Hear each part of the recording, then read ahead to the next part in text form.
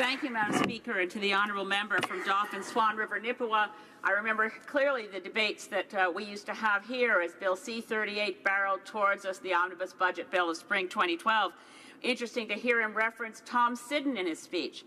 Recall clearly the former Fisheries Minister Tom Siddon, Progressive Conservative, joined with former Fisheries Minister John Fraser, also Conservative, as well as two former Liberal Fisheries Ministers, David Anderson and Herb Dhaliwal, in condemning what Harper was doing to the Fisheries Act. In fact, Tom Siddon was quoted in the Globe as saying they are totally watering down and emasculating the Fisheries Act.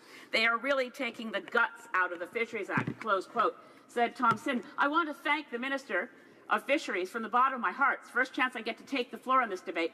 Thank the Minister of Fisheries from the bottom of my heart for restoring lost protections, restoring habitat, and putting a focus back on fish and its habitat, as the Fisheries Act must do. And I ask the honourable member for Dauphin, Swan River, Nippewa how he ended up so far away from the great Conservative fisheries ministers of the past.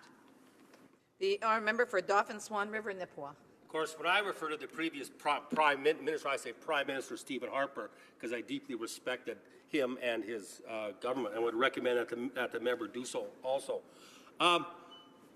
I, as an elected official and a rural resident, even before I became an elected official, saw the problems of the old Fisheries Act.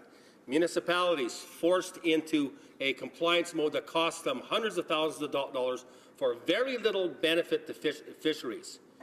The issues across the wide swath of Canada are very different than on the coasts.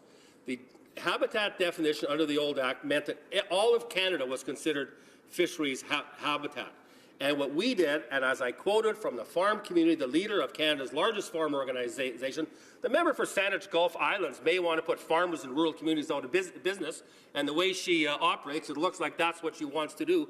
But on this side of the House, and this member of Parliament, I care deeply about the future and fate of rural communities. And by the way, I might add, the conservation work that's done by farmers and ranchers and hunters and trappers in my constituency, my communities, is second to none, and I would stack that up against any that she would ever do. Hear, hear.